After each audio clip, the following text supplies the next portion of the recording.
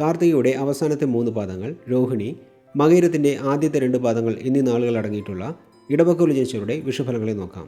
ഇടവക്കൂറുകാർക്ക് ഇനി മുതൽ വരുമാനം അധികരിക്കും. ഇതുവരെ നിറവേറാത്ത പല ആഗ്രഹങ്ങളും സഫലമാക്കാൻ സാധിക്കുന്ന സമയമാണിത്. കുടുംബത്തിൽ സന്തോഷവും സമാധാനവും ഉണ്ടാകും. തടസ്സപ്പെട്ട ശുഭകാര്യങ്ങളെല്ലാം ഇനി തടസ്സമില്ലാതെ നടക്കും. വിവാഹപ്രായമായവർക്ക് വിവാഹയോഗമുണ്ടാകും. വീട്, വാഹനം എന്നിവ വാങ്ങുവാനും വില ഉയർന്ന വസ്ത്രങ്ങളും ആഭരണങ്ങളും വാങ്ങുവാനും യോഗമുണ്ടാകും. വിദ്യാർത്ഥികൾക്ക് ഉന്നത വിദ്യാഭ്യാസത്തിനായി വിദേശത്ത് പോകാനും അനുകൂലമായ സമയമാണിത്. പഠനം കഴിഞ്ഞ് ജോലി അന്വേഷിക്കുന്നവർക്ക് നല്ല ജോലി ലഭിക്കും. ജോലിയിലുള്ളവർക്ക് മേലുദ്യോഗസ്ഥരുടെ സഹായ സഹകരണങ്ങളും സ്ഥാനക്കയറ്റവും ശമ്പള വർധനയും ഉണ്ടാകും. കലാകാരന്മാർക്ക് പേരും പ്രശസ്തിയും അധികരിക്കും. പുതിയ നിക്ഷേപങ്ങൾ നടത്താനും പുതിയ തൊഴിൽ തുടങ്ങാനും അനുകൂലമായ സമയമാണിത്. വിദേശത്ത് ജോലി ചെയ്യുന്നവർക്ക് സാമ്പത്തിക നേട്ടങ്ങൾ അധികരിക്കും.